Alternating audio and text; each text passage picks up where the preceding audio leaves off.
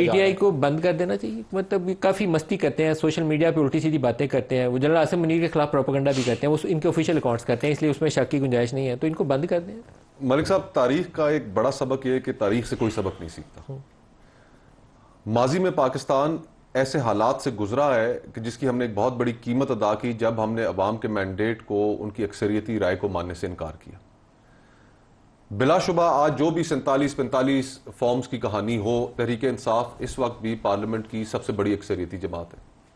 ایک federating unit میں ان کی حکومت ہے, جس فیڈریٹنگ یونٹ میں اس وقت دہشت گردی کے حوالے سے حالات بہت خراب ہیں.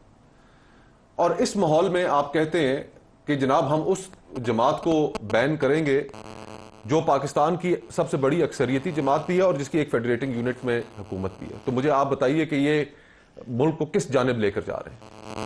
ہمیں لاکھ اختلاف ہو سکتے ہیں تحریک انصاف سے, مجھے بھی ہے, میدان میں مقابلہ کریں. آپ ان کو سیاسی میدان میں شکست دے نہیں پائے اور پھر آپ اس نتیجے پر پہنچے کہ جی اب ہم نے ان سے صرف ایلیمنیٹ کر کے ان کو تو ہم اپنا اقتدار آگے چلا سکتے ہیں. ابھی یہ جتنی گفتگو ہوئی, یقین کیجئے کہ یہ دائروں کا سفر ہے.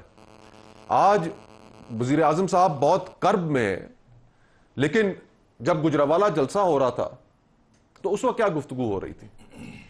اس وقت وہ کہہ رہے تھے جنرل باجوہ صاحب آپ ذمہ دار ہیں. تو صرف کردار ہی بدلے ہیں نا. آج جو مسلم لیگ نون اس وقت کہہ رہی تھی جلسوں میں کھڑے ہو کے, تو تحریک انصاف والے جو گفتگو آ کے کرتے تھے ٹی وی پہ, آج وہ میرے دوست بیرسٹر صاحب کر رہے. تو یہ سکرپٹ ایک ہی ہے. دونوں کو ہی نہ بین کر دیں, جان ہی چھوٹے. کسی سیاسی جماعت کو بین نہیں ہونا چاہیے.